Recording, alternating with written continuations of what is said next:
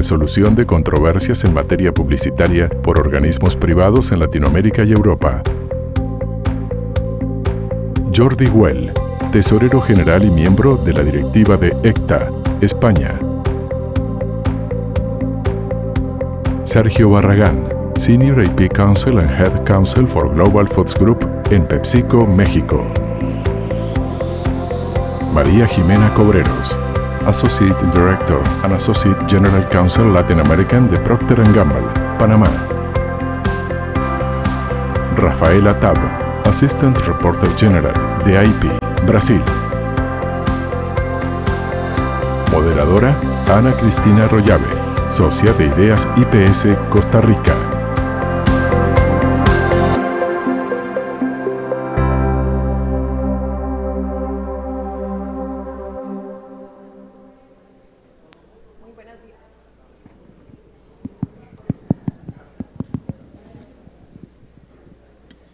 Buenos días a todos, gracias por acompañarnos el día de hoy en este panel sobre resolución de conflictos en materia publicitaria por entes privados en Latinoamérica y en Europa.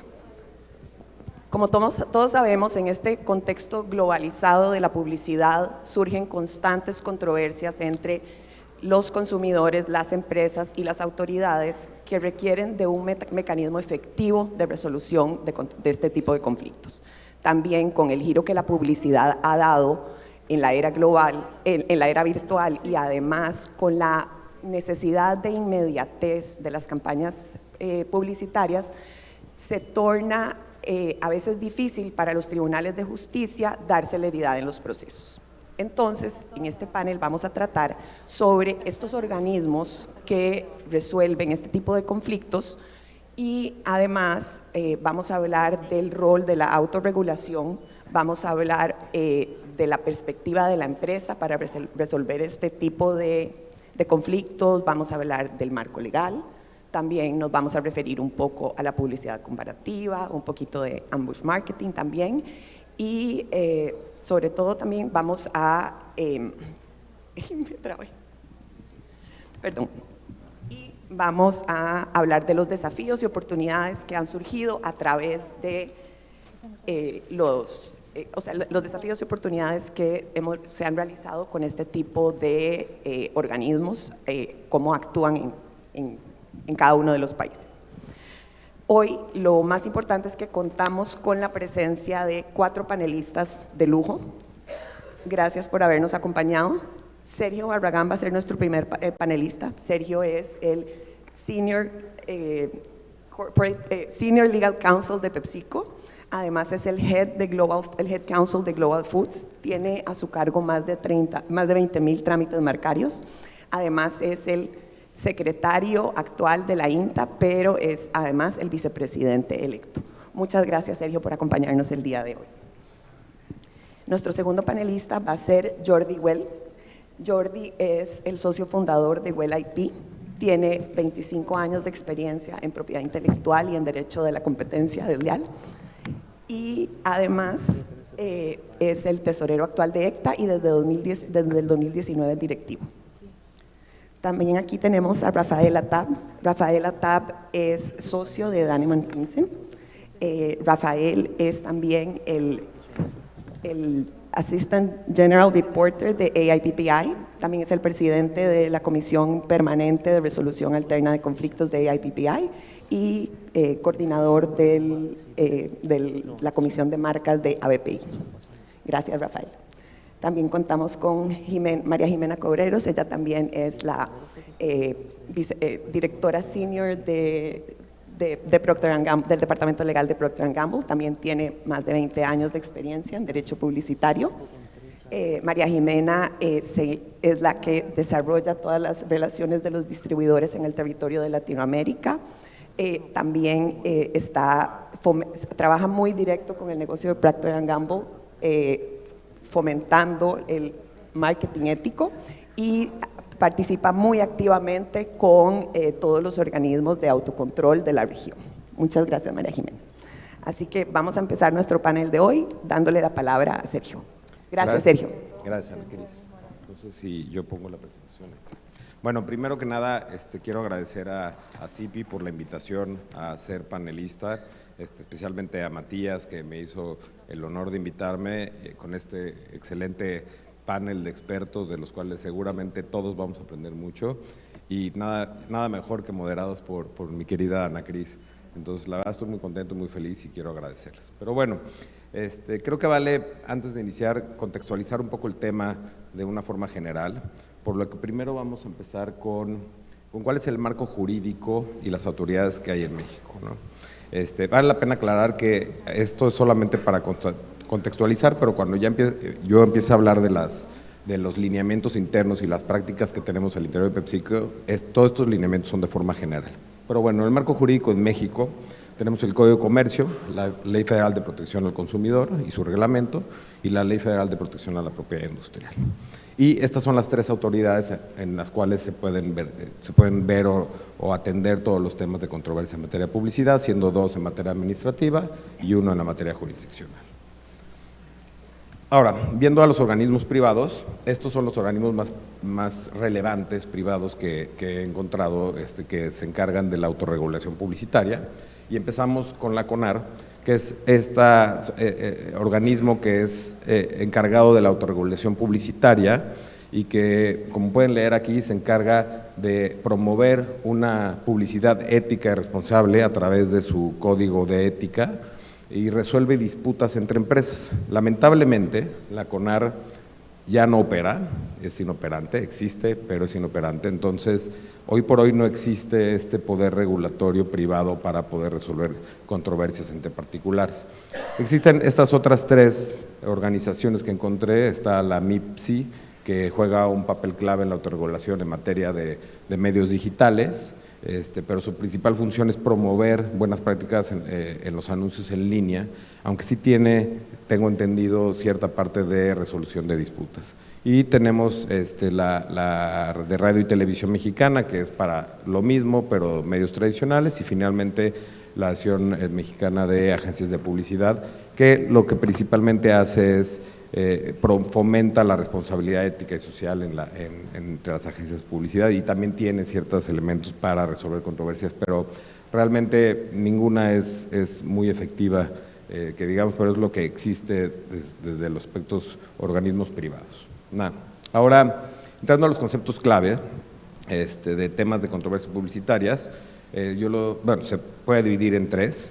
Esta es la publicidad comparativa, que como su nombre lo dice, compara productos o servicios, mismos que no pueden ser engañosos o abusivos. Y esta publicidad engañosa es aquella publicidad que induce a error o confusión al consumidor por la forma inexacta, exagerada, parcial, artificiosa o tendenciosa que presenta. Y finalmente están las prácticas desleales, que como muchos de ustedes ya saben, son aquellos que van en contra de los usos honestos en la industria o el comercio, ya que buscan crear confusión o desacreditar injustificadamente o inducir error el consumidor. Estos serían los conceptos claves en materia de publicidad. Ahora ya voy a entrar al tema de las regulaciones y los procesos que usamos al interior de PepsiCo en materia de publicidad. Y estos los podemos dividir en estos, tal vez muchos tienen muchas coincidencias entre ellos, pero sí los tenemos un poco divididos. Estos son los lineamientos y voy a desarrollar de manera muy sucinta, muy breve, cada uno de ellos para poder compartirlos con ustedes. Entonces, empezamos con los do's and don'ts, que así le llamamos nosotros, o los lineamientos en materia de publicidad. Toda la información publicitaria, lo más importante es que toda la información que nosotros manejamos tiene que ser 100% veraz y comprobable. Esto quiere decir que debe haber claridad en las características e información del producto, entre otras cosas debe ser congruente. Por ejemplo, cuando haces una promoción, la promoción tiene que ser congruente con los términos y condiciones que están presentados ante el Profeco, y si hay cambios en las dinámicas de las promociones, esos cambios se tienen que estar registrando constantemente.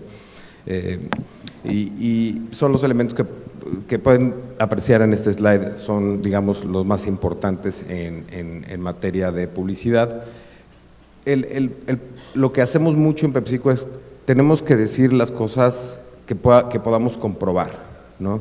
Entonces, ya no vamos a ver, como en el pasado, las mejores papas del mundo, si no tenemos forma de comprobar que realmente tenemos las mejores papas del mundo.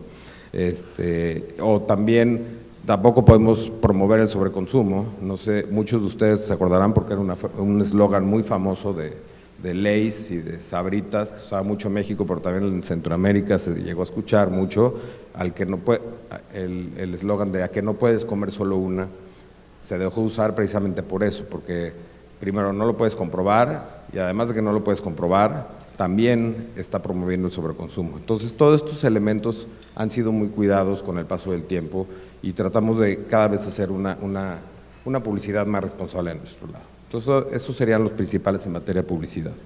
Ahora, en materia de etiquetado, del lado derecho van a ver todo lo que debe de incluir la etiqueta, ¿no? Del lado izquierdo de su pantalla van a ver las restricciones que aplicamos y que se aplican sobre todo en los países donde existen regulaciones en materia de etiquetado, como México, como Chile o Argentina, o muchos otros países del mundo ya también tienen este tipo de regulaciones, tal vez en algunos un poco más fuertes, más intensas, como es el caso de Latinoamérica, en otros son más laxos, ¿no? ¿Y qué son? No puedes usar personajes infantiles, no puedes usar animaciones, dibujos animados, celebridades, deportistas, mascotas, no puedes usar elementos interactivos y nada que pueda atraer la atención de los menores de edad al consumo del producto, ¿no? Entonces, esos son los principales elementos de los lineamientos para materia de etiquetado.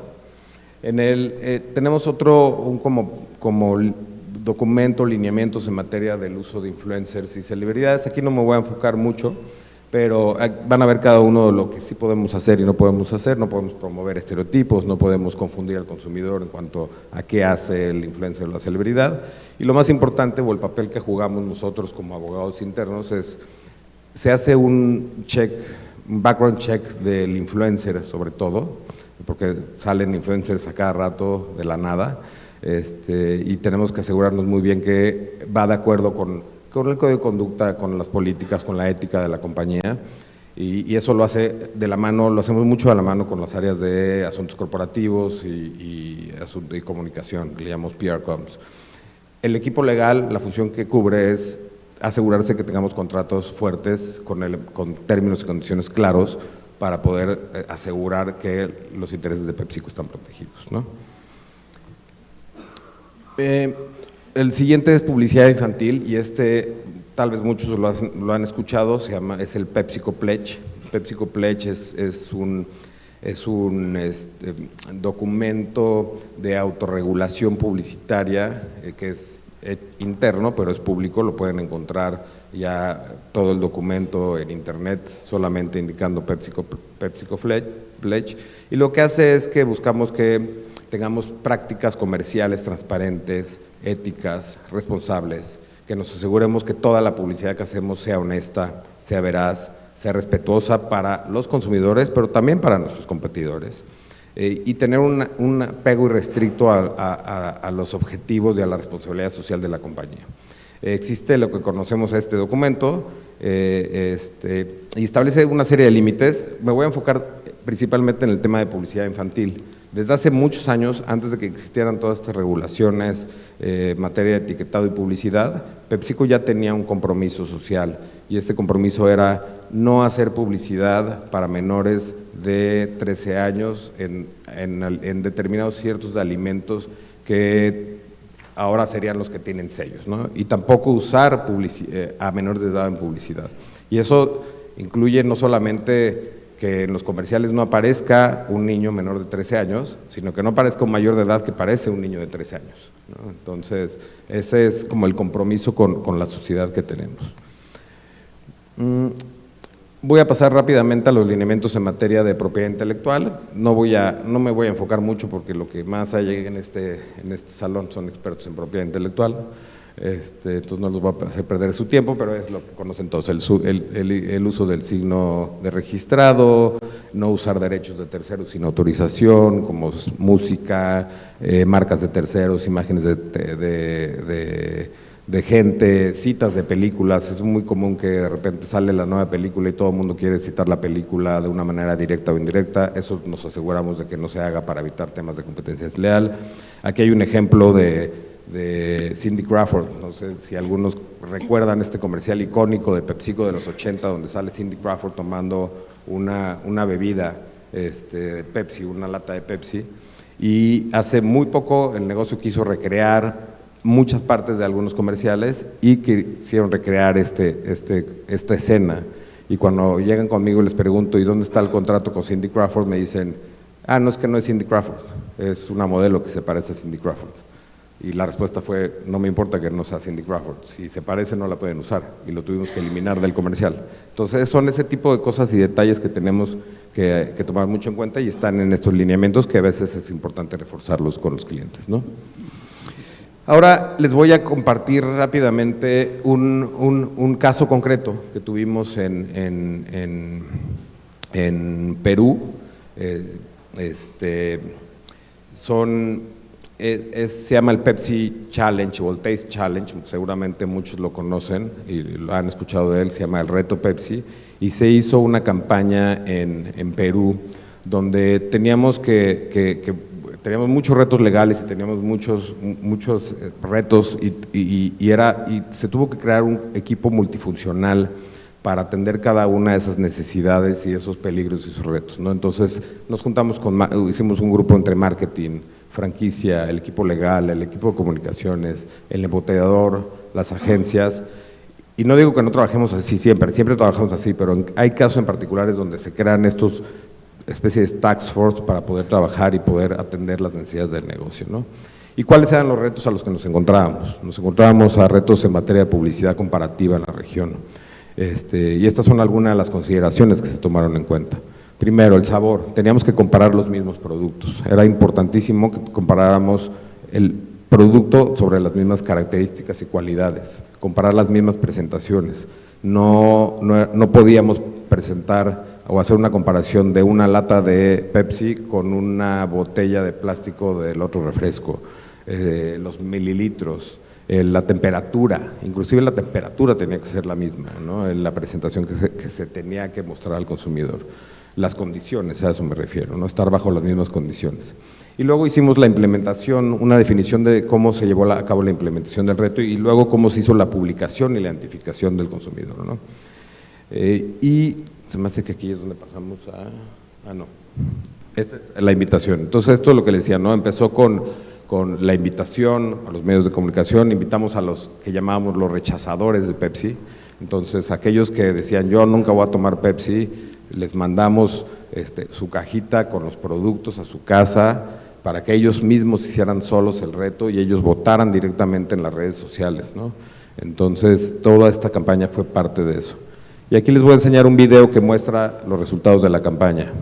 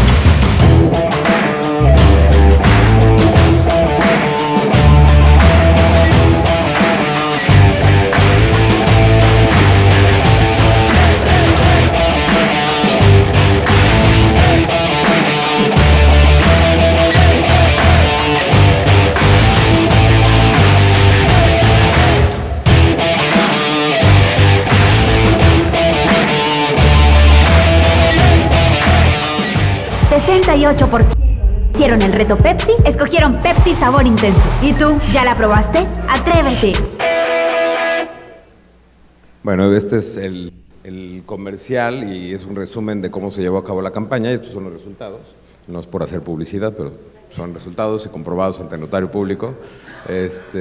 Y como pueden ver, fue muy respetuosa, nunca hablamos del competidor, nos enfocamos en nuestro producto y en lo que nuestro producto está ofreciendo Y so far, desde el 2018, no nos han presentado un reclamo en los países en Latinoamérica donde lo hemos llevado a cabo, ¿no? Y ya para acabar muy rápido, también estos son otro tipo de lineamientos que tenemos, como son los de eventos y demás derechos de propiedad intelectual, sobre todo en eventos deportivos y eventos de alto impacto, como puede ser las Olimpiadas o la Copa del Mundo o los premios Óscares. Es muy importante, si no somos patrocinadores, no podemos hablar del evento. Significa que no podemos hacer posteos, hashtags, hacer referencias directas o indirectas de un evento. Tenemos que prevenir todas las actividades de marketing de emboscada, y para eso creamos nosotros guidelines. Entonces, cada vez que hay un evento muy importante, creamos unos guidelines que se reparten a nivel global y se les dice, esto es lo que puedes hacer, esto es lo que no puedes hacer, si tienes una duda, ven y busca tu equipo jurídico, ¿no? Entonces, esto es también algo importante. Y ya para acabar, quiero dejarles con un comercial que a mí me encanta porque muestra a lo que los in-houses nos enfrentamos todos los días con la creatividad de nuestros clientes. Entonces, aquí se los dejo. Here we are, guys. Samsung, the next big... Aquí estamos, Samsung, lo más grande, ¿no? YouTube Ideas, sí, pero tiene que ser grande porque, perdón, no puedes decir cómo se llama, no puedes decir super, no.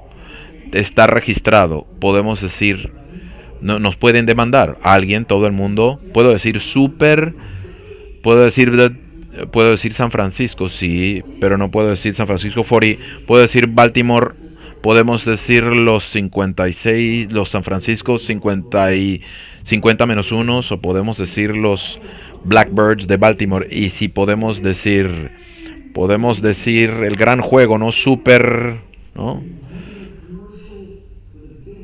El gran juego con los San Francisco 50 menos 1 y los Baltimore Blackbirds. Sí, lo que viene está aquí. Me gustan los hashtags. Sí, vamos a utilizar un hashtag, claro.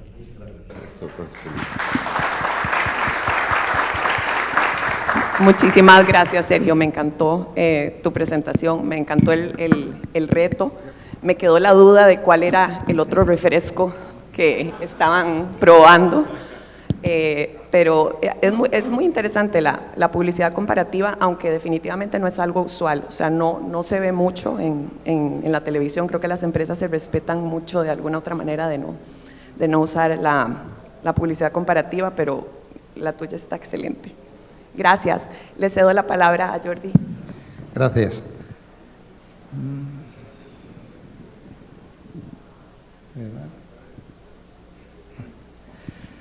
Bueno, muchas gracias. Voy a empezar al hilo de lo que comentaba Sergio con un poco de ambush marketing, porque en ECTA el año que viene vamos a tener una sesión el 18 de junio de comparación de legislaciones en Latinoamérica y Europa en el ámbito de la propiedad industrial.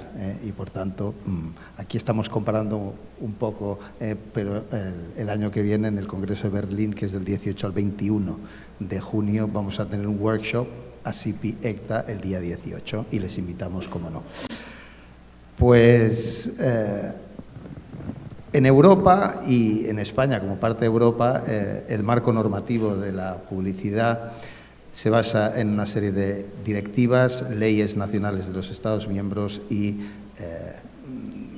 métodos de autorregulación de entidades privadas que tienen como finalidad garantizar la transparencia en el mercado, evitar prácticas desleales y proteger a los consumidores. Aquí en esta diapositiva tenéis ejemplos.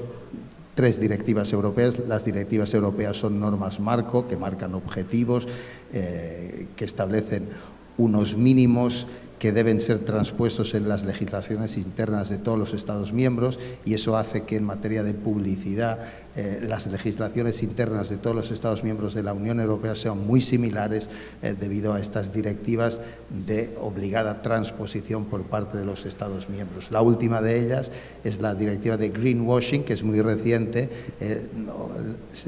tiene un nombre larguísimo, es de lucha contra la la directiva de greenwashing, como todo el mundo la conoce, y el plazo de transposición para los Estados acaba en marzo del 26. Luego, a nivel español, tenemos leyes internas, la Ley General de Publicidad, Ley de Competencia Desleal, Para evitar esta dispersión normativa, el año 2009 se modificaron ambas leyes y la Ley General de Publicidad hace una remisión a la Ley de Competencia Desleal y dice que se considera ilícita la publicidad engañosa y la publicidad que la Ley de Competencia Desleal considere que es desleal. Por tanto, hay una remisión de la Ley General de Publicidad a la Ley de Competencia Desleal. Hay muchísimas normas, la Ley General de Defensa de los Consumidores, la de Servicios de Sociedad de la Información, también tenemos la Ley de Ordenación del Comercio Minorista, leyes sectoriales que regulan sectores como productos farmacéuticos, sanitarios, alimentación, normativa de publicidad sobre juegos y apuestas, sobre productos del tabaco, en fin, la normativa de la publicidad en Europa y en España es enorme. Pero tanto la directiva europea como las leyes nacionales y también los códigos de conducta de autocontrol, que es la entidad privada de autorregulación, contienen unas definiciones de lo que es publicidad engañosa y publicidad comparativa. Aquí tienen ustedes la definición. Y hay una nota muy importante, que es la segunda frase que está subrayada, que es siendo susceptible de alterar el comportamiento económico del consumidor. Se considera engañosa cualquier información falsa o que, aunque sea verdadera, pueda inducir a los consumidores a error, siempre que sea susceptible de alterar el comportamiento económico del consumidor, que en el momento de realizar su decisión de compra pueda haber alterado esa decisión por esa información engañosa. Hay ejemplos, por ejemplo, en Europa, en España sobre todo, poner la R de registrado cuando una marca no está registrada es una indicación no veraz, falsa, pero se considera que no es susceptible de alterar el comportamiento económico del consumidor, porque el consumidor, cuando va a comprar un producto, no decide comprarlo o no porque esté registrada la marca o no. En cambio, si uno pone que está patentado el producto y realmente no está patentado, eso sí que se considera que es susceptible de alterar el comportamiento económico, porque puede creer el consumidor que está comprando algo que, en fin, está protegido por patente, tiene una tecnología avanzada, etcétera. También luego veremos algún ejemplo con lo de el mejor. En España, cuando uno dice el mejor producto, el mejor, al final la jurisprudencia lo que dice, oiga, el consumidor ya está habituado a que todo el mundo diga que su producto es el mejor, y esto ya no es ni publicidad desleal, porque el consumidor no le hace caso, no cree realmente que está comprando el mejor producto, ni es una publicidad de tono excluyente. La publicidad comparativa, tanto la directiva comunitaria, la ley de competencia desleal, también el autocontrol, el código de conducta de autocontrol, tiene la misma definición. La publicidad comparativa está permitida, pero tiene que cumplir una serie de requisitos, que es bastante estricto en Europa. Los productos, servicios comparados tienen que ser exactamente los mismos, misma finalidad, mismos productos, etcétera. Luego veremos un ejemplo. Se tiene que realizar de un modo objetivo entre características verificables y comprobables. Aquí, por ejemplo, cuando uno compara y dice mi producto sabe mejor que el de competidores, o ese perfume huele mejor porque hemos hecho un estudio de mercado y 1000 personas han elegido ese porque huele mejor que el otro, sabe mejor, eso es publicidad ilícita en Europa, porque el olor y el sabor no son comprobables, son elementos subjetivos que no se pueden comprobar. Y luego, finalmente, no debe denigrarse. La publicidad comparativa se permite, pero no debe ser denigratoria. Autocontrol es la entidad privada de autorregulación en España. Yo les invito a visitar la página web autocontrol.es, donde tienen toda la información sobre lo que es autocontrol. Autocontrol actualmente tiene unos 600 miembros y, aparte de tener un código de conducta ético que es de obligada suscripción para todos los miembros, tiene lo que se llama el Copy Advice, un servicio donde los miembros, antes de lanzar un mensaje publicitario, un anuncio o incluso en su web, pueden realizar una consulta preventiva, autocontrol, y los expertos de autocontrol le dicen si es o no lícita esa publicidad, y eso puede ser muy interesante en sectores altamente regulados para al menos evitar una multa posterior. Dices, no, es que yo lo pasé por autocontrol y tiene el OK. Pero en lo que a nosotros, en fin, el objetivo de esta ponencia es la resolución de conflictos en materia publicitaria y autocontrol. Si tú eres miembro de autocontrol, asumes, es de obligado cumplimiento las resoluciones de autocontrol. Autocontrol tiene un jurado, el jurado de autocontrol, que está formado por expertos en publicidad, gente muy preparada, pero el procedimiento realmente no es como un procedimiento judicial, no hay posibilidad de pruebas periciales, simplemente uno presenta su reclamación con documentos, la otra parte se le da un plazo relativamente corto para contestar y hay una resolución en 15 días. O sea, está muy bien en muchos casos, pero en otros casos quizás es mejor acudir a tribunales cuando no es tan evidente, y luego veremos algún ejemplo. Las resoluciones de autocontrol son de obligado cumplimiento, como decimos, a los miembros. Si uno no es miembro de autocontrol, tiene la duda cuando recibe una reclamación de autocontrol si contestarla o no contestarla. La mayoría de abogados diríamos, no conteste usted, porque si contesta, según la normativa de autocontrol, hay una sumisión expresa a aceptar la resolución de autocontrol. O sea, muchas veces cuando uno no es miembro, recibe una reclamación, en según qué circunstancias es mejor simplemente no contestar. Las resoluciones de autocontrol pueden ser recurridas mediante recurso de alzada, y si uno no está de acuerdo, ha de ir a tribunales. Mediante una demanda civil, porque como no es una instancia administrativa, no se recurre ante un recurso contencioso administrativo, porque autocontrol no es administración pública, no es una administración, es una entidad privada.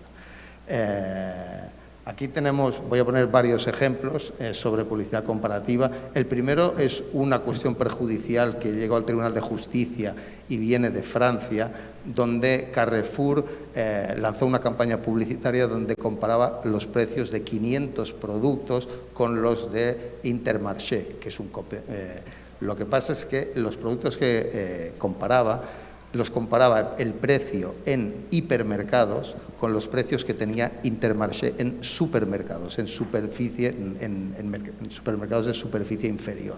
Entonces Intermarché interpuso una demanda diciendo, oiga, es que lo que está comparando son precios en superficies no comparables, porque en un hipermercado los precios siempre son menores que en un supermercado, y el propio Carrefour, los precios que tienen sus supermercados de superficie inferior son superiores a los que manifiestan en este mensaje publicitario. Entonces el Tribunal de Apelación de París tuvo dudas de si la comparación de precios era legal en este caso, y refirió una cuestión prejudicial al Tribunal de Justicia de la Unión Europea, que es el intérprete supremo de las directivas europeas, de las normas europeas. Y el Tribunal de Justicia dijo que lo que se ha de comparar, la publicidad comparativa es lícita, pero se ha de comparar entre exactamente iguales. Y si lo que estás comparando es el precio de un hipermercado con el precio de los mismos productos en supermercados, debes decirlo claramente, que los precios que has comparado son hipermercados en supermercados, y por tanto aquí se declaró que la publicidad era ilícita. O sea, la publicidad comparativa en Europa, la ley dice que está permitida, pero realmente es muy, muy estricta. Ahora les pondré un anuncio de McDonald's y bueno, ustedes me van a decir si creen que según sus legislaciones eso estaría permitido o no estaría permitido.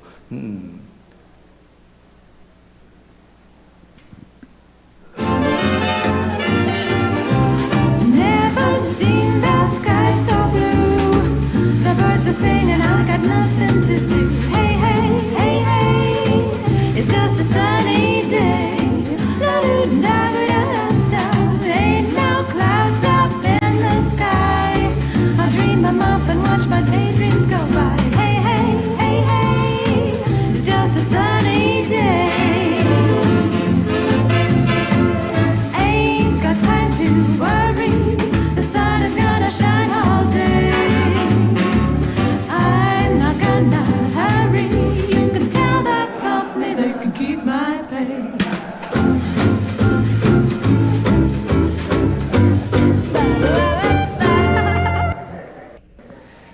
Este es un anuncio en Alemania. Realmente no es publicidad comparativa stricto sensu, porque no estás comparando las características de un producto con el de otro, sino aquí, según normativa europea y práctica judicial, es el uso de una marca ajena sin autorización y con un cierto ánimo ridiculizador y denigratorio, y por tanto esto es publicidad ilícita. ¿Y qué pasó en este caso? Lo que pasó es que McDonald's, yo creo que se equivocaron en su política y lanzaron una nota informativa quejándose de que Burger King se quejaba de que McDonald's había utilizado su marca mucho más allá de los límites de la publicidad comparativa, que eran muy malos, etcétera, y al final el efecto que tuvo fue que se hizo viral, está en YouTube, esto hace casi 10 años y todavía uno lo puede encontrar en YouTube, y tuvo el efecto contrario, todo el mundo miró el anuncio, etcétera. El segundo ejemplo, este es un conflicto entre Procter & Gamble y Wilkinson, con el permiso de Jimena. Ganó Procter & Gamble prácticamente en todo. Entonces, este es un asunto muy interesante porque empezó en autocontrol y acabó en el Tribunal Supremo Español. Entonces,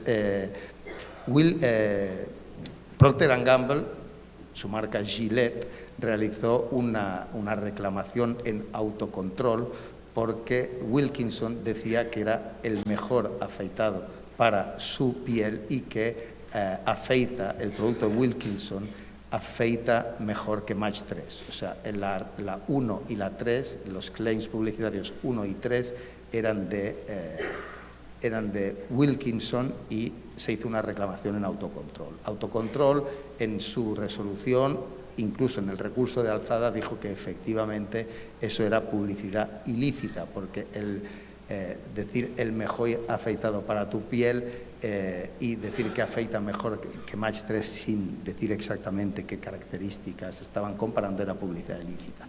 No estuvo de acuerdo Wilkinson y presentó una demanda civil, una declarativa de no publicidad ilícita. O sea, le solicitó a un tribunal una declaración de que esa publicidad no era publicidad ilícita.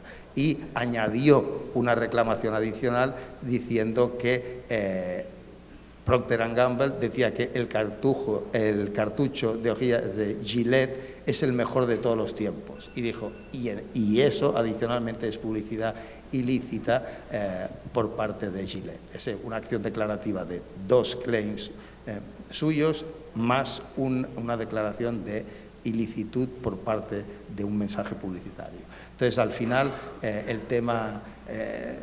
la sentencia buena es la de la Audiencia Provincial de Madrid, porque luego el Tribunal Supremo decidió no entrar porque era una cuestión de apreciación y no jurídica, y lo que acabó resolviendo la Audiencia Provincial de Madrid es que la 1 y la 3, la 1 y la 2 se trataba de exageración publicitaria, lo que hemos comentado antes. Los consumidores ya están habituados a que todo el mundo diga que lo suyo es lo mejor y por tanto no es competencia desleal decir que su producto es el mejor.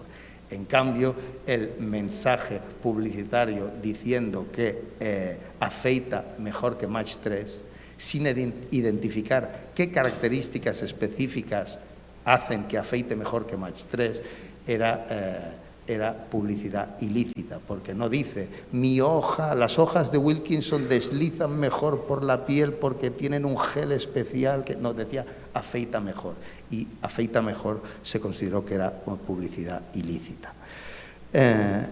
Tenemos uno de los últimos casos. En este caso, esto es un caso un poco técnico, lo llevamos en el despacho. Es un ejemplo de cómo autocontrol puede no ser la vía adecuada para resolver algún tipo de reclamaciones publicitarias, porque autocontrol realmente uno presenta su reclamación con sus pruebas, la parte contraria presenta su contestación con sus pruebas y cuando autocontrol ve que hay 2 informes periciales, uno que dice blanco y otro que dice negro, dice, bueno, no es publicidad ilícita porque realmente estos señores basan su afirmación en un informe pericial, etc. Aquí esto es un tema de interlaminados de cristal, todos los cristales de seguridad en fachadas, en los parabrisas de los coches tienen unos interlaminados de materia plástica que puede ser PVB o EVA, y nuestro cliente tenía más del 50% del mercado europeo de interlaminados en PVB. Y este competidor lanzó un vídeo publicitario diciendo que los interlaminados en PVB, cuando una fachada llegaba a los 40 grados, se desprendían. Y basaba esta afirmación publicitaria en unos test técnicos que habían hecho, pero realmente esto era publicidad ilícita, porque ni el test era el adecuado, los productos habían tenido que superar unos test para los estándares europeos, si no, no se pueden comercializar, etc. Yo os enseño ahora el anuncio para que veáis que aquí era el mensaje publicitario que se daba al mostrar las fachadas y luego intentar demostrar que se desprendía fácilmente el interlaminado de PVB, era un mensaje engañoso, porque realmente era un test inadecuado, porque lo que se ha de comparar es cuando las láminas están ya dentro del cristal y eso no se produce. Lo vamos a ver. Did you know that the average temperature in summer in many countries is around 40 to 50 degrees centigrade, and PVB completely loses its adhesion?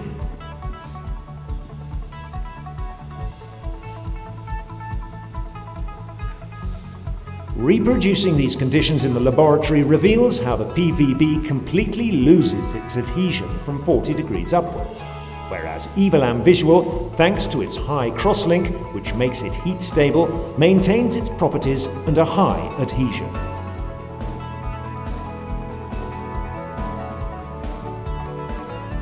At these temperatures, PVB can even be peeled off by hand, whereas Evolam Visual maintains its adhesion. Lo ha cortado, era un poco más largo, pero para que veáis que aquí había un informe pericial de Visual, diciendo que efectivamente tiene menos adherencia, etcétera. Si uno va a autocontrol, la reclamación se pierde, porque es un informe pericial contra otro informe pericial. En casos como este hay que ir a los tribunales con peritos que declaren, peritos técnicos. Aquí se hizo venir hasta un perito de un instituto alemán, que hizo un informe pericial, etcétera.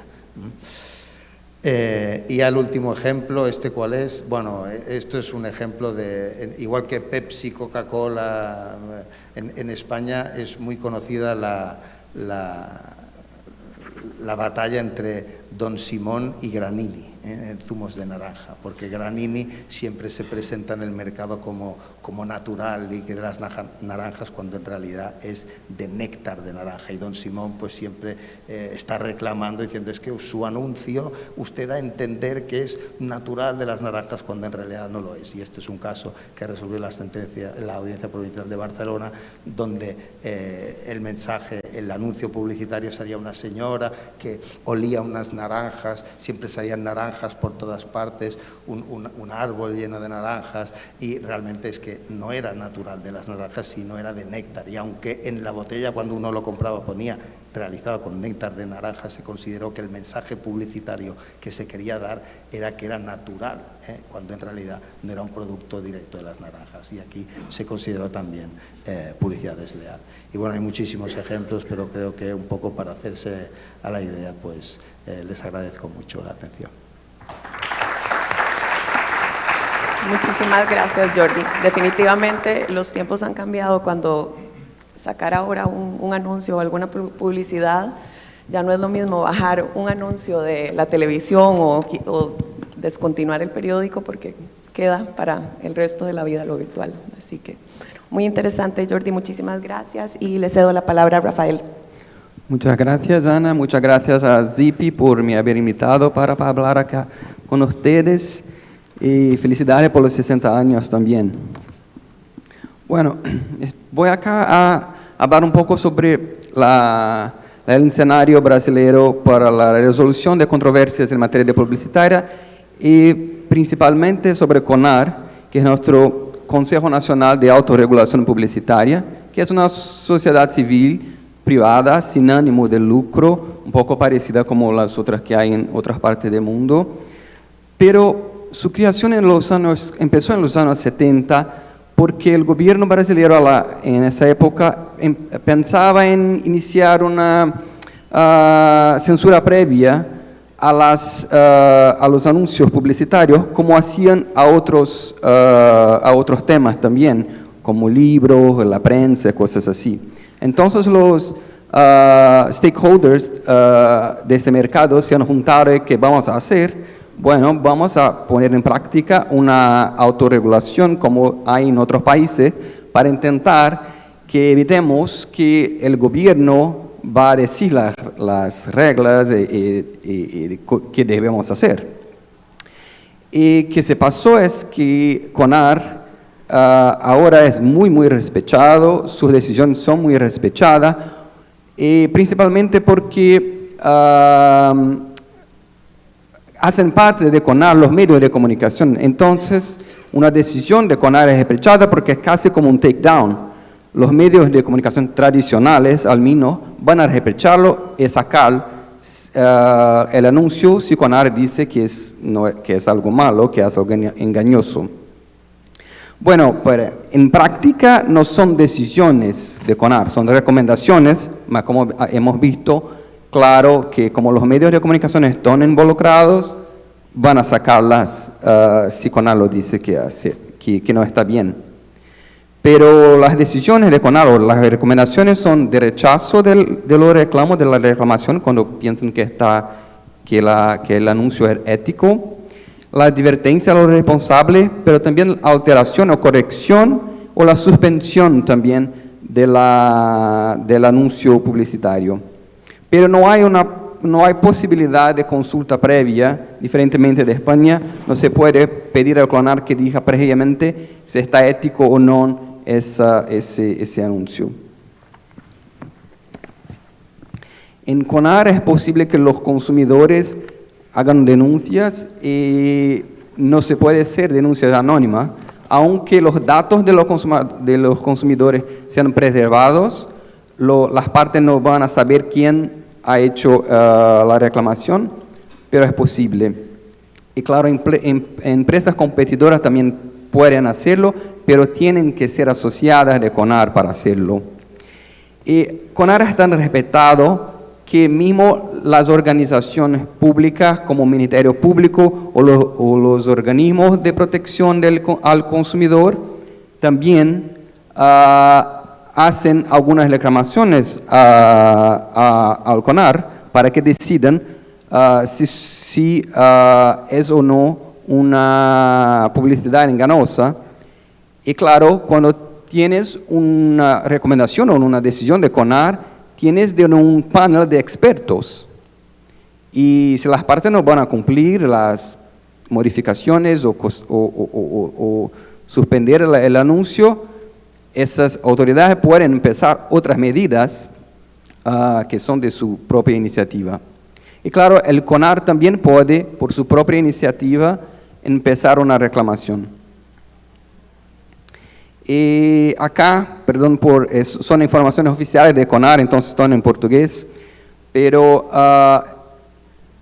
en el inicio, casi 90% de los reclamos eran hechos por el CONAR para que pudiera mostrar que era una institución seria y muy atenta al mercado. Pero ahora son tan respetados que la mayor parte, la gran parte de las denuncias son de consumidores y de otras empresas competidoras asociadas. Y que se puede ver acá también con esos números son que la mayoría de los anuncios tienen problemas. La mayoría hay una parte que debe ser alterada o modificada o que hay que suspender la publicidad. Y ahora el gran reto de CONAR son la Internet.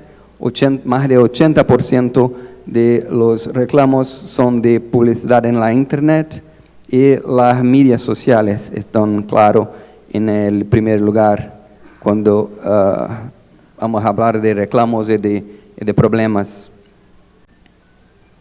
Y por el tema de sectores, tenemos la moda y tiendas minoristas y bebidas alcohólicas, medicamentos cosméticos y alimentos y refrescos como los sectores con más reclamos, lo que podríamos esperar, claro. Y acá algunas cuestiones controvertidas, es un mensaje publicitario por un proveedor de Internet. Y claro, somos los mejores. Y aquí había algunos problemas. Claro que hacían un juego de palabras con una otra marca muy famosa, pero decían que somos mejores. Y diferentemente de España también, para CONAR, decir que es mejor es muy subjetivo y no es permitido hacerlo, porque para que haga una comparación hay que ser objetiva y científicamente verificable.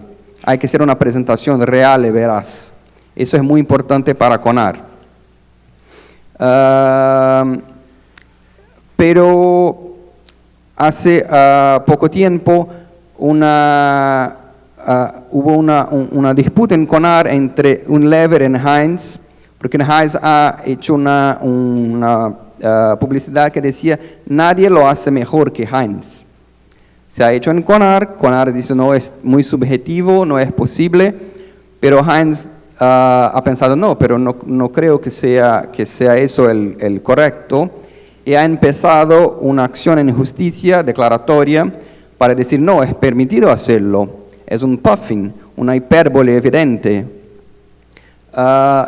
Que ha pasado en Brasil es que el Superior Tribunal de Justicia, que tiene la competencia que tiene la jurisdicción para efectivamente decir la interpretación de la ley federal, ha dicho, bueno, si se trata de un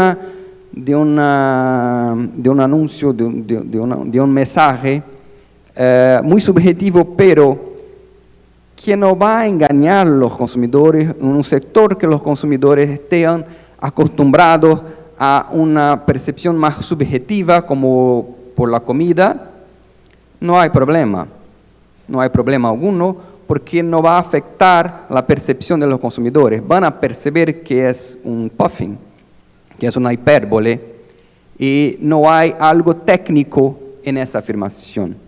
No es como un proveedor de Internet, no es como un otro servicio técnico, donde hay características técnicas que pueden ser comprobadas.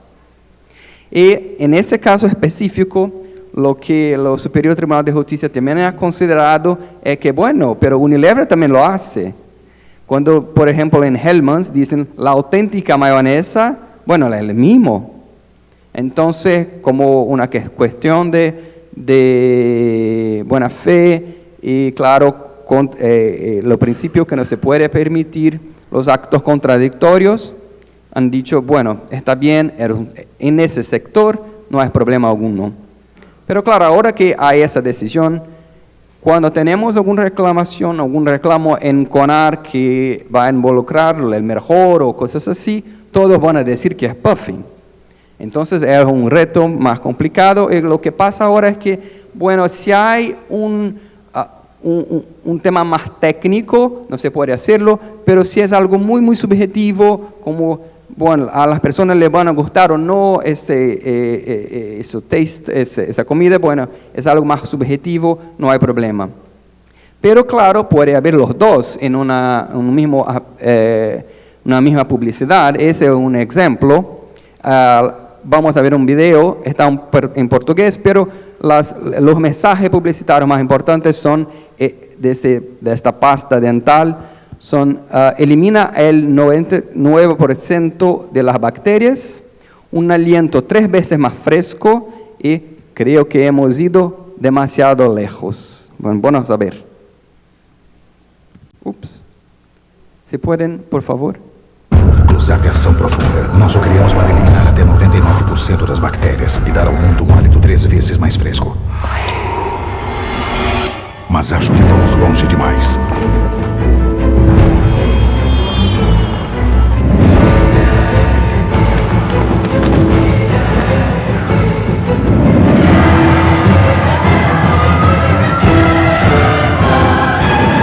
Músculos de aviação profunda. Hálito 3 vezes mais fresco. Bueno, una parte de diente milagrosa. He sugerido trasera para la recepción de los estudios, pero Matías me ha dicho no era una buena idea. Bueno, tenemos, claro, elimina el 99% y un aliento 3 veces más fresco. Son cuestiones más técnicas. Y para CONAR, Close-Up ha logrado comprobar que el mensaje estaba basada en una comprobación técnica con estudios, y otros elementos técnicos que eran suficientes para CONAR. Y claro que creo que hemos ido demasiado lejos, era un puffing, y nadie va a creer, creo yo, que con esa pasta de dientes van a hacer otras cosas. Y claro, un nuevo reto muy importante para la publicidad son los influencers. Tendremos hoy por la tarde, creo, un panel sobre influencers, entonces, bueno, a discutir un poco más. Y para CONAR, como había muchísimos casos, han creado un guía de publicidad por influencers para decir lo que creen ser un mensaje publicitario, lo que creen ser espontáneo, lo que está en el medio del camino. Y para CONAR, claro, el más importante es la transparencia y la identidad de la publicidad. El consumidor tiene que saber que se trata de una publicidad.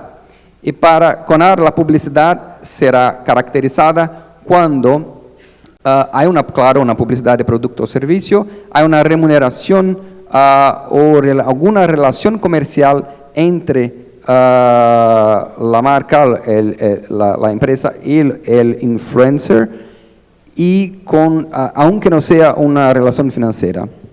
Y que haya, y eso es muy importante, una injerencia del anunciante, un control editorial en respecto al tema que va a ser publicado por el influencer. Y claro que hay en esa guía algunas recomendaciones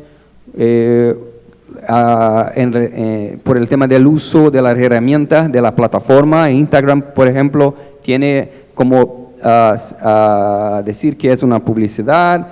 El uso de hashtags también, que sea muy clara, para que el consumidor pueda de inmediato comprender que se trata de un mensaje publicitario. Y acá un ejemplo de Vinicius Junior, que tiene hashtag ad, y es una colaboración con una otra marca. Bueno, son las recomendaciones de CONAR. Y acá, para que podamos terminar, también hay un otro reto actual, que es el uso de la inteligencia artificial en la publicidad. Acá es una publicidad de Volkswagen del año pasado que ha generado mucha discusión en Brasil, porque utilizan la inteligencia artificial para traer a vida una cantante brasileña, Elis Regina, que se murió en 1982 con solo 36 años, pero muy conocida, un poco polémica en su época, una mujer muy fuerte, muy auténtica, y dejó tres hijos, y la hija María Rita es ahora una gran cantante también en Brasil. Pero cuando su madre murió tenía 4 años, poco le ha conocido, y claro, jamás ha cantado, jamás han cantado juntas, y lo que esa publicidad, lo que han hecho es de ponerlas cantando juntas una música que Elis Regina cantaba y grabó, que ha grabado, se llama como nuestros pais, como nuestros padres, que habla un poco de los cambios de generaciones y como el nuevo siempre llega, pero que algunas veces continuamos a hacer las cosas como hicieron los padres. Y la idea acá es de lanzar la nueva combi, creo que usan la misma marca aquí en los países latinoamericanos, que es una combi eléctrica, y también para los 70 años de Volkswagen en Brasil. E usavam para isso a tecnologia chamada deepfake. Vamos saber. Se puderem começar, por favor. Não quero lhe falar, meu grande amor, das coisas que aprendi nos discos. Quero lhe contar como Essa é Maria Rita. E tudo o que aconteceu comigo. Você me pergunta pela minha paixão. Digo que estou encantada com uma nova invenção. Eu sei de tudo na ferida viva do meu coração. Você pode até dizer que eu tô por fora, ou então que eu tô inventando, mas é você que ama o passado e que não vê. É você que ama o passado e que não vê que o novo sempre vem.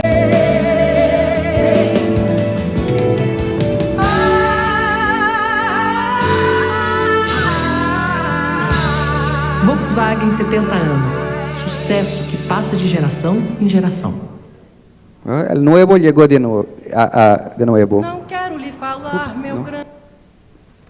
Bueno, fue una publicidad muy discutida en Brasil. A algunas personas les gustó muchísimo, a otras no tanto.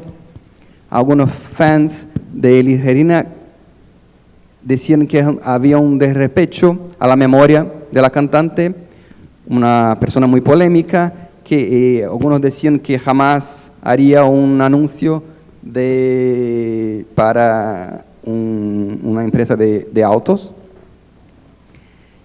Y también una otra discusión muy grande era del uso del deepfake. Debería Volkswagen haber dicho a los consumidores que esa es la tecnología que estaba siendo utilizada en la publicidad. Bueno, el CONAR empezó una reclamación de su propia iniciativa para que pudieran discutir un poco más eso en el ámbito del CONAR.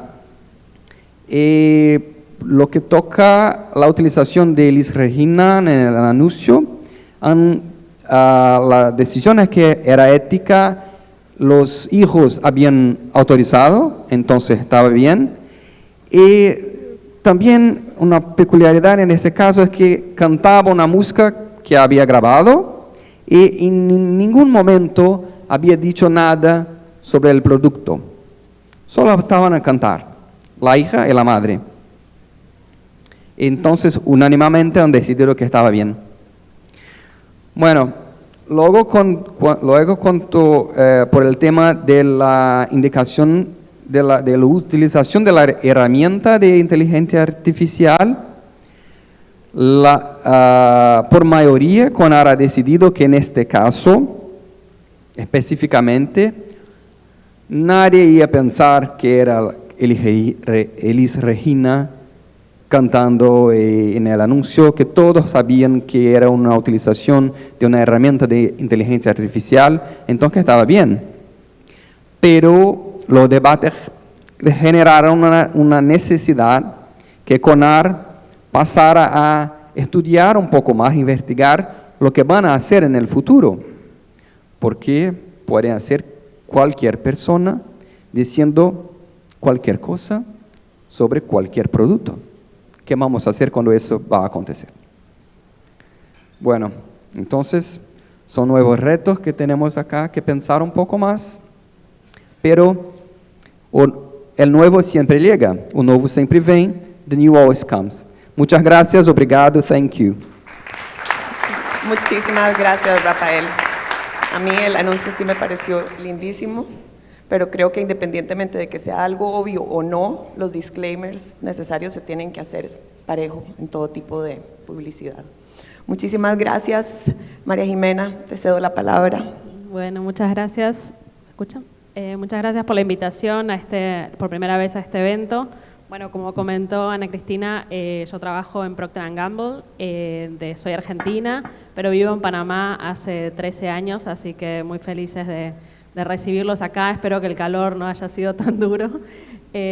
Procter & Gamble tiene su oficina regional acá en Panamá, así que nosotros desde acá hay un departamento legal que se encarga de hacer la revisión y aprobación de todo el material publicitario para Latinoamérica.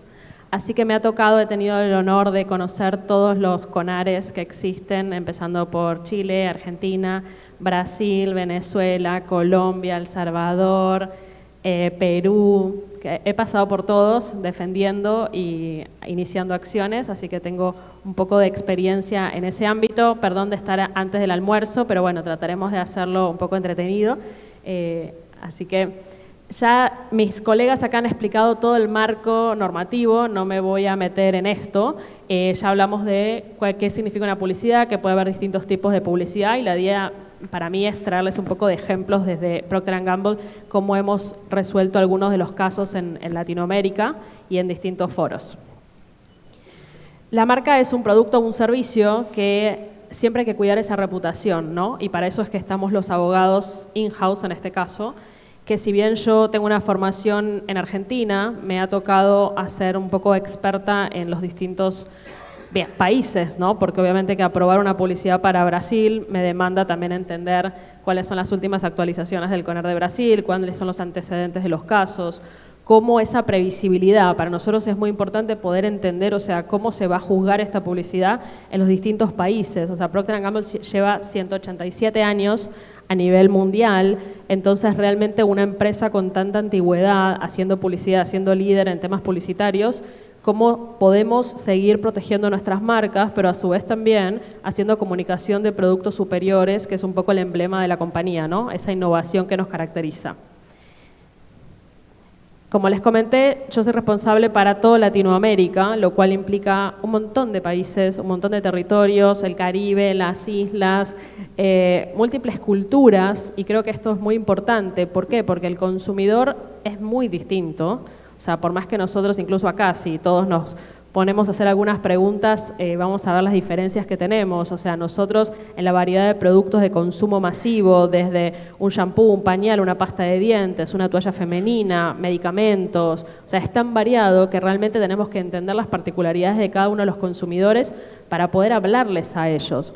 Pero obviamente también hay que, en esta era de ser más simples, y tampoco hacer retrabajo, buscar aquella publicidad que nos permita tener un mensaje regional igual para todos los países y después hacer amplificaciones o ejecuciones locales que se ajusten más al consumidor local.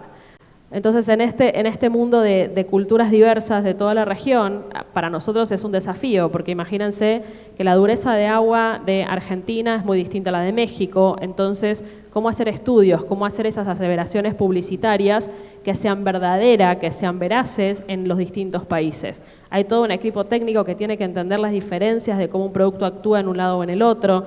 ¿Por qué, por ejemplo, un producto como una pasta de diente, en el caso de Brasil, es el país donde la gente más se cepilla los dientes por día? Y eso es una verdad. ¿Por qué los bebés, o sea, cuando hacemos estudios con consumidores, dónde está el turtle test? O sea, Argentina, los bebés de Argentina son los que más pipí hacen. O sea, esas son cosas que uno aprende cuando entra en el rol, que uno cree que somos todos iguales, pero no. O sea, ¿por qué Chile es el mercado que usa menos acondicionador en el pelo? O sea, incluso yo cuando vine a Panamá dije, este es un lugar donde más humedad hay, acá deberían testearse los productos que hablan de frizz. O sea, ese tipo de particularidades uno como abogado in-house tiene que entrar en detalle, porque después, ¿qué es lo que pasa? el claim, o sea, la aseveración publicitaria, ¿tiene soporte? Y por ahí el soporte es válido para Argentina, pero no es válido para México. Entonces uno tiene que detalladamente entender, o sea, esas particularidades y diferencias para poder tener la seguridad de que uno, llegado el caso que tuviera que defender, tiene siempre toda esa información. Obviamente, como explicaba acá mi colega también, nosotros en la compañía tenemos códigos de ética publicitaria, tenemos procesos, tenemos guidelines que tienen que seguir nuestros clientes, tanto los clientes como de ventas, como los clientes de marketing, como los clientes de desarrollo, que son quienes hacen los testeos de los productos, de las fórmulas, la gente de mercado, de la gente de estudio de consumidor. O sea, nosotros tenemos muchos lineamientos que ellos tienen que seguir, porque la publicidad, una vez que sale, tiene que estar perfecta para que uno lo pueda, si tiene que presentar algún requerimiento de alguna autoridad que diga, yo quiero saber cómo ustedes sustentaron esto, yo tengo que tener todo listo, no puedo iniciar una acción y empezar de ahí. No, la ética indica que uno tiene que decir la verdad y el consumidor es en definitiva el que va a recibir esa información y nosotros tenemos que cumplir con esa promesa que les estamos haciendo. Dentro de Latinoamérica, en esta diversidad cultural, también tenemos diversidad de autoridades. ¿Esto qué significa? Tenemos autoridades privadas, como estuvimos hablando en los distintos CONARES, tenemos autoridades públicas, tenemos defensa consumidor, lealtad comercial, y obviamente varía entre un país y otro. Tenemos muchos organismos de Ministerio de Salud que también se meten en temas publicitarios, y así, y es una tendencia también, yo creo que es un tema depende de la agenda política, del gobierno de turno, poder hacer y meterse en estos temas que son interesantes, que llaman mucho la atención, y regular, ser más restrictivos. O sea, Procter & Gamble es una empresa que a nivel global siempre apoyó la autorregulación. O sea, tratamos de pertenecer a los organismos de autorregulación, colaborar con ellos, participar en reuniones, foros, o sea, trabajar con las cámaras de anunciantes para poder dar input a nuevas normativas, a nuevos lineamientos. O sea, nos parece que todas las empresas deberían tener este perfil ético donde nos permita compararnos si es necesario, donde nos permita hacer comunicaciones, pueden ser agresivas, o sea, sí, a veces uno quiere ser agresivo para poder demostrar y comunicar la superioridad de su producto, pero obviamente dentro de ciertos parámetros, y por eso es que es importante, yo creo que esta tendencia de seguir con la autorregulación, aunque vemos lo que está pasando actualmente, que hay muchos países o muchas autoridades de CONAR que hoy no tienen tanta práctica, pero definitivamente es un camino mucho más seguro para nosotros y no tanto quedar a la merced de políticas públicas un poco más rigurosas de lo que podríamos nosotros, que sea práctica para nosotros dentro de la empresa. Cuando hablamos de publicidad comparativa, puntualmente, ya lo habían mencionado, el decir la verdad, ¿qué significa? Tener toda la data. Para nosotros internamente es la data, ¿qué puede ser? Esas aseveraciones pueden ser técnicas, o sea, a veces tenemos publicidades que son de performance de producto, entonces tener toda esa información, como lo dije antes, anticipadamente. A veces tenemos aseveraciones que son de preferencia, el consumidor te prefiere, el consumidor te elige. ¿Cómo haces esa encuesta? ¿Cuál es el signo, o sea, cuál es el porcentaje que vos tenés de confiabilidad de esa encuesta? ¿Cuál es la base que hiciste? Le preguntaste a 20, eso es válido para decir que sos el preferido en un país. Ok, ¿cómo es ese país? O sea, ¿qué ciudades tenés que hacer la encuesta? O sea, uno tiene que meterse en ese detalle porque si no después es la sorpresa que alguien hizo algo creyendo que cubría, pero no es así. Entonces, ¿cómo uno se mete en ese detalle? En el detalle de cómo organizar la encuesta, por ejemplo. Después hay claims que pueden ser de número 1, o sea, data que tiene que ver con ventas. O sea, ser el más vendido no significa que seas el preferido, porque vos podés ser el más vendido, pero la gente quisiera comprar otro, pero no lo puede comprar. Entonces, no es lo mismo. O sea, hay ciertas cosas que para la gente que trabaja en publicidad y a los marketineros, como decimos nosotros, se dice, no, es lo mismo. No, ser el número 1 no significa que ni es el más vendido, ni es el mejor. Entonces tenemos que entrar en esa sutileza de los mensajes y cuál va a ser la interpretación del consumidor y de las autoridades. O sea, nuestro deber como abogados in-house es velar por los dos. ¿Qué va a interpretar el consumidor y qué va a interpretar la autoridad? Y también trabajar en esto muchos mensajes que puede interpretar la autoridad, porque la autoridad no es una.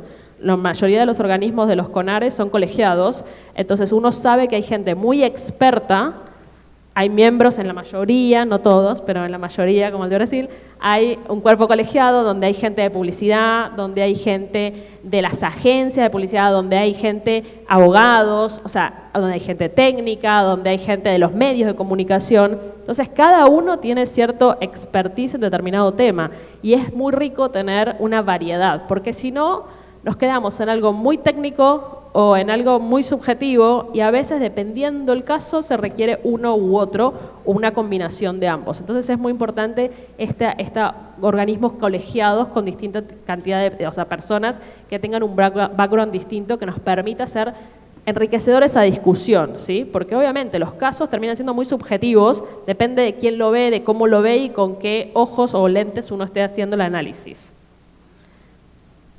Bueno, para hablar de publicidad comparativa les traje un ejemplo, este lo vamos a pasar me parece, porque no nos da mucho el tiempo, de una publicidad que hizo Procter. Si quiere podemos pasar el video. Vamos a comprobarlo. Sumergimos 2 piezas en forma de diente en una taza de té. Después mezclamos agua con un poco de cada pasta y comparamos cómo actúan en lugares difíciles de alcanzar. La diferencia en limpieza profunda... Sigue. Bueno, no importa. Si no sigue, no sigue. Este reclamo, este caso, es un lanzamiento. O sea, yo antes tenía otra publicidad que era de Gillette, porque a veces lo que pasa internamente es que la gente viene de marketing nueva y te dice, yo soy empresa americana, quiero hacer publicidad comparativa como en Estados Unidos. Entonces la respuesta es, ¿por qué no puedo? ¿Es ilegal? No. ¿Está prohibida? No. ¿Y por qué no puedo? Bueno, a ver, si está prohibida en El Salvador y Guatemala, en el resto de los países podrías hacer publicidad comparativa, pero la realidad es que la gente no hace publicidad comparativa. ¿Por qué no hacemos publicidad comparativa? Porque obviamente que entramos en este tema de decir que uno gana y que otro pierde en alguno de los atributos, genera lo que todos vamos a tratar de defender o atacar, una denigración. Entonces, ¿comparar siempre es denigrante? La respuesta es no. Vos podés comparar objetivamente para informar al consumidor qué tiene tu producto que el otro tal vez no tenga y por cuál vos quisieras que considere el día de mañana comprar tu producto. La realidad es que nosotros este fue el primer lanzamiento de publicidad comparativa explícita, aunque después fue variando, porque este comercial sufrió muchas modificaciones. Este comercial fue demandado en Brasil, Chile, Colombia, El Salvador, México, Perú, Venezuela y recibimos cartas en Bolivia, República Dominicana y Ecuador. Y fue como medio estratégico porque todo fue el mismo día, fue como complejo la situación. Claramente el gerente general quería ser muy explícito porque obviamente nosotros no éramos los líderes de mercado, entonces quería ser muy agresivo en su publicidad, a lo cual uno trata de explicarle lo que podría pasar y estar preparado para lo que puede llegar a pasar. Entonces, este comercial, obviamente que no lo perdimos, pero sí sufrió modificaciones. A mi concepto de ganar o perder es no sacarlo del aire. Entonces, sufrió modificaciones y tuvimos que hacer algunos cambios. Después tenemos versiones completamente rojas, versiones completamente blancas y así fuimos evolucionando. También el tema de los testeos, cómo se hacen los estudios. Hablábamos de estos estándares en la industria. O sea, en consumo masivo, y por lo menos en Latinoamérica, no hay estándares. O sea, si yo voy mañana a defender una demostración de cuánto absorbe un pañal versus otro producto, o una pasta de diente que tiene un ingrediente nuevo que no existe, entonces, ¿cuáles son los estándares comparativos? La verdad es que termina siendo el testeo de una empresa contra el testeo de otra empresa. Entonces, la autoridad, y ojo, es lógico, la autoridad dice, bueno, ellos trajeron algo, ellos trajeron otra cosa, parece que está bien, entonces, ¿cómo resuelven? Entonces, ese tipo de cosas es algo donde Latinoamérica no estamos avanzados en esos estándares. Entonces, a veces es, obviamente, tratar de buscar la mejor forma. Yo siempre mi advice a los clientes es, si vas a hacer una publicidad con un claim comparativo muy agresivo contra la competencia, o sea, sí me parece importante que tengas data de terceros. ¿Por qué? Porque sí, porque quieras o no, a la autoridad le das como otra herramienta adicional para decir, ok, A dice una cosa, B dice otra, pero está validado por un tercero imparcial que revisó los estudios. Pero es muy difícil realmente porque no hay estándares. Entonces, cuando hablamos de quién limpa mejor o cómo dejan el cabello de una tal forma a la otra, cada empresa éticamente hace su mejor esfuerzo porque sus estudios sean objetivos, representen al consumidor, representen los hábitos de uso de un producto, porque eso es muy importante, o sea, determinar cómo se usa el producto en la realidad. O sea, decir que un pañal absorbe más que otro, si yo le tiro una botella de agua, una jarra de medio litro, no es lo mismo, o en mi caso, o sea, está bien, te absorbe bien, buenísimo, pero después, ¿cómo es el uso de ese pañal? ¿Cómo los bebés utilizan este pañal? El bebé se mueve, o sea, no es que absorbe así una cantidad de líquido. Entonces, esas cosas son importantes siempre a ver, nosotros a veces pedimos, ok, me gusta tu testeo técnico, pero ¿cuál es el testeo con consumidores? ¿Qué opinó el consumidor de tu producto? ¿Realmente está alineado con lo que vos estás diciendo que prometés o no? Bueno, acá estas son un poco de las fotos, cómo se fue evolucionando el caso. Y acá para hablar de las comparaciones. Puedes tener comparaciones contra vos mismo como el pañal más suave, la más suave protección de Pampers. Después tenés el mejor pañal de la historia, que ese es uno de los ejemplos como el mejor.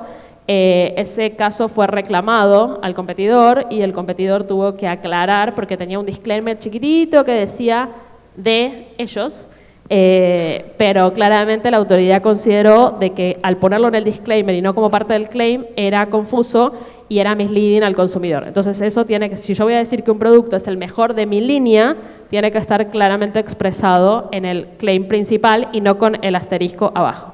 El tema de los asteriscos es algo muy usado, varía las autoridades dependiendo cómo lo ven, pero bueno, en este caso fue así. Después otro de Pampers de comparaciones, pues puedes compararte contra uno, contra más de uno, contra todo el mercado. Y el caso de Downy, Downy es nuestro producto. Este caso nosotros lo reclamamos contra la otra empresa en Brasil y en Brasil lo perdimos porque quisimos argumentar que había confusión. Si bien nadie puede ser dueño del color azul en ese tono, ni nadie puede ser dueño de la flor rojita, naranjita, para nosotros la combinación de elementos en la góndola sí genera confusión. Este producto, el competidor lo lanzó primero en Brasil no lo ganamos, pero después lo lanzó en Chile. Entonces en Chile, el CONAR de Chile es muy rápido, tengo que decir que es el más rápido de Latinoamérica, resolviendo las controversias. En Chile sí logramos demostrar la confusión que se genera al consumidor en estos dos productos puestos en góndola, obviamente, juntos, que esa era la intención. Entonces lo logramos cambiar en Chile. Como el sourcing del competidor no era de Chile, sino que era de Brasil, tuvo que cambiar la etiqueta para toda Latinoamérica por la confusión que se generaba con nuestro producto. Y eso para nosotros nos da un poco también, el trabajar regionalmente te permite tener esa sensibilidad de conocer qué autoridades te conviene ir primero. O sea, ¿por qué ir en un CONAR versus en otro? O sea, ¿cuál es la celeridad? ¿Cómo resuelven en uno versus el otro? Entonces, si vos tenés campañas regionales, o incluso en este caso saber cuál es el origen del producto, una resolución te puede ayudar en un país que en definitiva te genera un efecto colateral que te ayuda en el resto. Entonces eso, siendo un grupo regional, nos permite tener todo ese aprendizaje y esa experiencia que obviamente al momento de tomar decisiones uno tiene que elegir las batallas. Entonces siempre les decimos a marketing, o sea, no estamos acá para andar peleando por cualquier cosa, y nosotros tenemos que decidir aquellas cosas que realmente impactan, porque tampoco se trata de estar, o sea, ese no es nuestro trabajo es apoyar a que la publicidad de Procter salga bien, ese es nuestro trabajo. Si hay algunas cosas que uno tiene que tomar la decisión de reclamar, el tener esa experiencia nos ayuda a tomar decisiones acertadas al momento de hacer los reclamos. Este es un caso de Ambush Marketing sobre el World Cup de 2014, este es un caso que se resolvió en la autoridad de Argentina. Como podrán ver, ustedes creen que ALA es el sponsor oficial de la selección argentina, dice sponsor oficial de todo lo que hemos aprendido cuando estamos creciendo. Incluso ahí pueden ver el producto de ALA con la camiseta de Argentina y el de Ariel.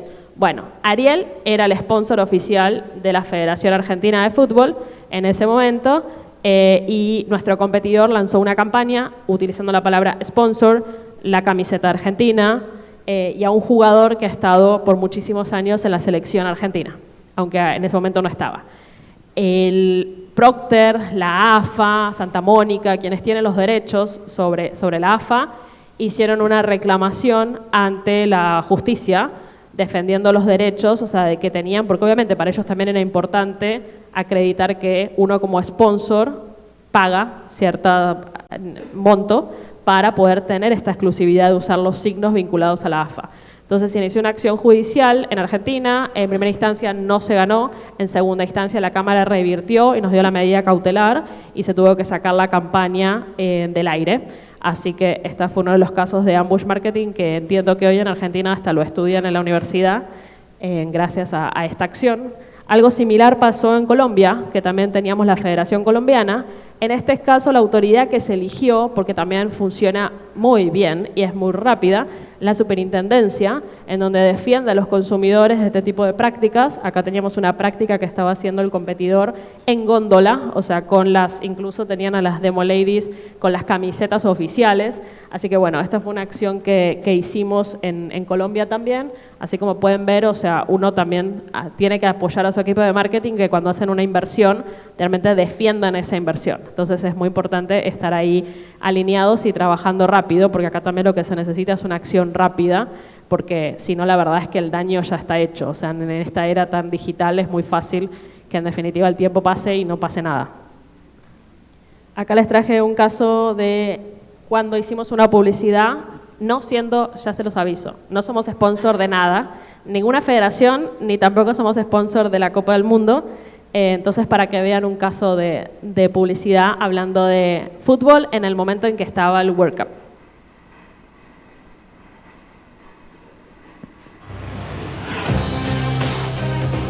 Cuando hay fútbol en tu cabeza, Head and Shoulders te deja hasta 100% libre de caspa. Para que le grites al mundo el amor por tu país.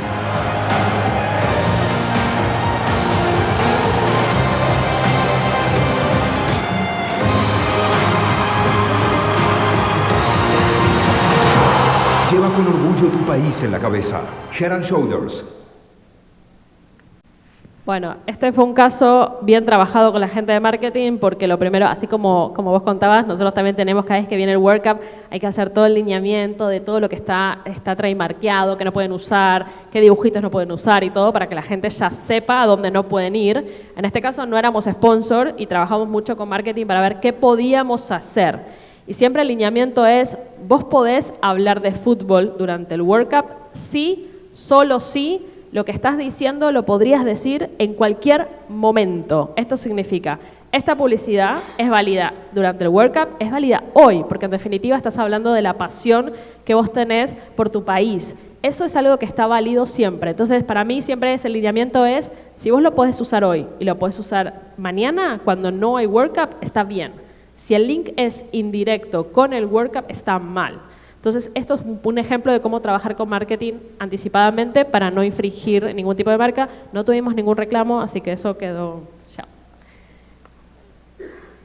Y por último, les traje unos ejemplos de marketing de oportunidad, que también es algo muy requerido por nuestros clientes. Es esto de cómo reaccionar en el minuto instantáneamente de las cosas que están pasando.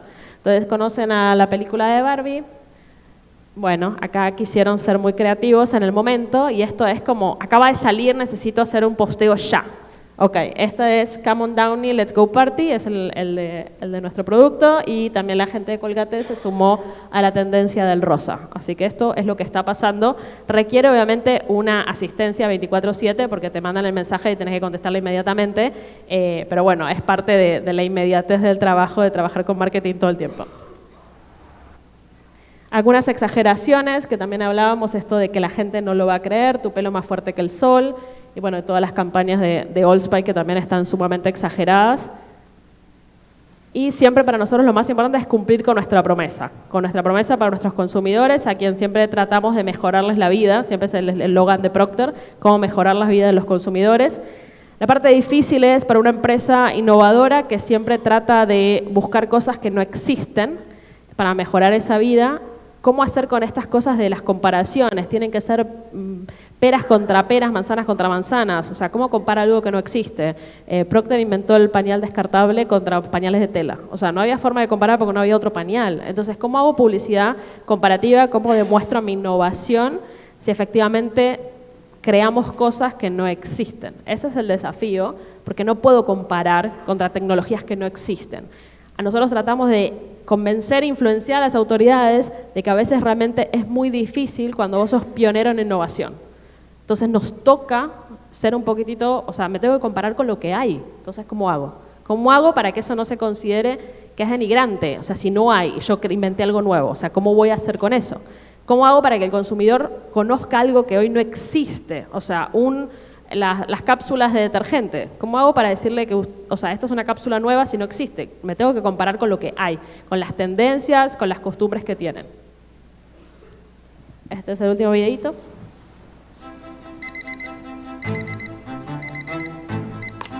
At Procter & Gamble, we start each and every day by asking the question, what if?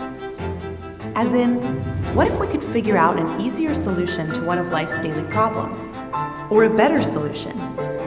Or a more convenient, more sustainable, more innovative solution? For over 175 years, we've asked, what if? Because the only way to find the answer is to start by asking the question. For example, what if getting your clothes clean could be made easier and easier and easier and easier and even easier?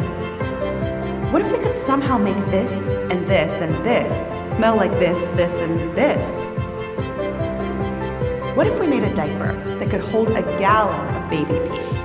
As in a full gallon of baby pee. That could come in handy. What if dish detergent could save lives? Cute, precious, cuddly lives. What if we could make an eraser that was magic? As in literally magic. What if we applied what we know about cleaning dishes, hands, and clothes to helping clean the world's drinking water? What if we focused on solving more of the little problems so people could focus on solving more of the bigger problems? And what if after almost 2 centuries of asking that same simple question, we were still super obsessed with discovering new and interesting answers? Because what if your skin could be reprogrammed to act younger? Or what if a detergent could reshape your clothes? Or what if hair never changed with the weather? Or what if stains never actually stained? Or what if dishes cleaned themselves? Or, well, you get the idea.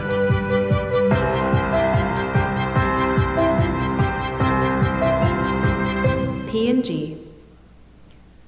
Bueno, y si tiene una consulta, pregunte a ese abogado. Gracias.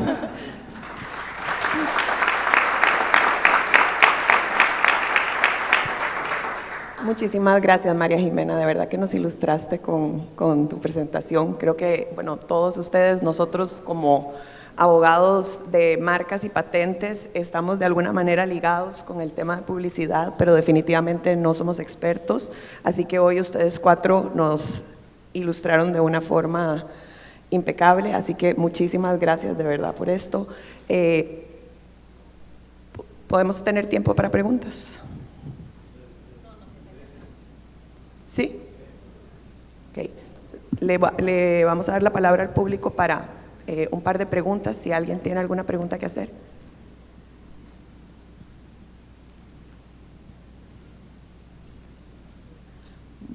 Bueno, yo sí quería preguntarte ¿cuál había sido tu experiencia, ventajas y desventajas al tratar con los distintos organismos de Latinoamérica? Bueno, como comenté un poquito, o sea, creo que lo importante es la rapidez. O sea, me parece que la inmediatez en la resolución de controversias es sumamente importante. Segundo, tener una previsibilidad, o sea, organismos que nos permitan tener reglas claras para que, si bien hay un factor subjetivo, ¿sí?, es la realidad, la interpretación de la publicidad, no podemos dejar de lado la subjetividad. Creo que las reglas claras son muy importantes. Que tengas instancias de apelación, porque así como es subjetivo, te permite tener una instancia superior, que no dependan de una sola persona, que sean colegiados, que realmente estén constantemente buscando esa evolución, atendiendo temas nuevos, temas AI, o sea, influencers, o sea, como constante dando lineamientos claros a las empresas. Me parece que eso es lo más importante. Perfecto. Bueno, muchísimas gracias.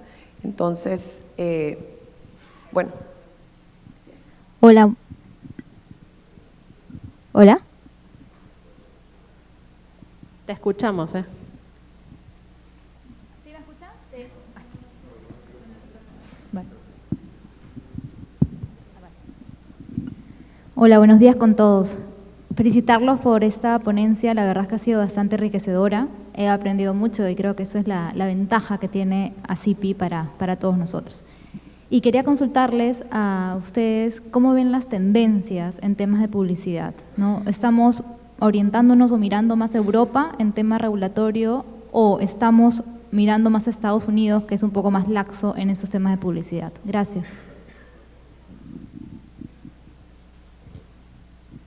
Mira, como yo lo veo, yo creo que estamos siendo más estrictos, no sé qué opine María Jimena, pero cada vez está volviendo más estricto.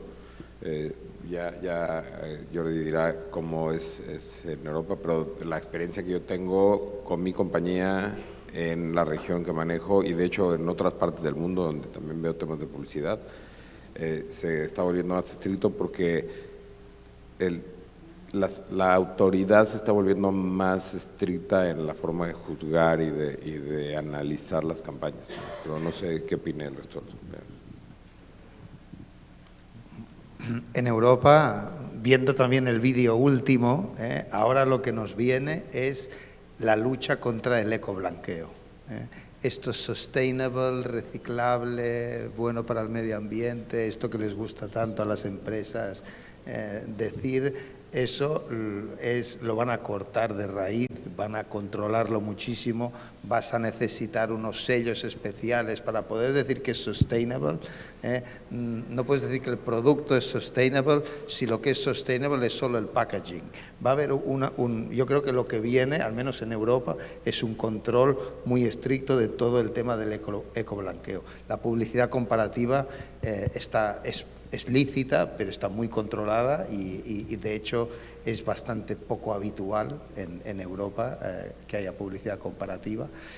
Y realmente lo que creo que va a venir después de la lucha contra el ecoblanqueo, este greenwashing, es el tema de la inteligencia artificial, la obligatoriedad de informar de la utilización de la inteligencia artificial en distintos ámbitos. Y no sé, en Latinoamérica no sé si van a ir más hacia Estados Unidos o hacia Europa, pero en Europa es bastante estricto el tema publicitario ahora. Ana, y si puedo añadir algo, creo que en Latinoamérica tenemos que tener mucho ojo en las Green Directives de Europa, porque creo que van a llegar acá las prohibiciones por el tema de Sustainable Claims y también el impacto por las marcas, porque si la marca se la incluye algo que puede sonar como un claim en la marca, puede ser un problema en el futuro en Europa y quizá en Latinoamérica. No, definitivamente, yo creo que el tema de sustainability es el tema que viene.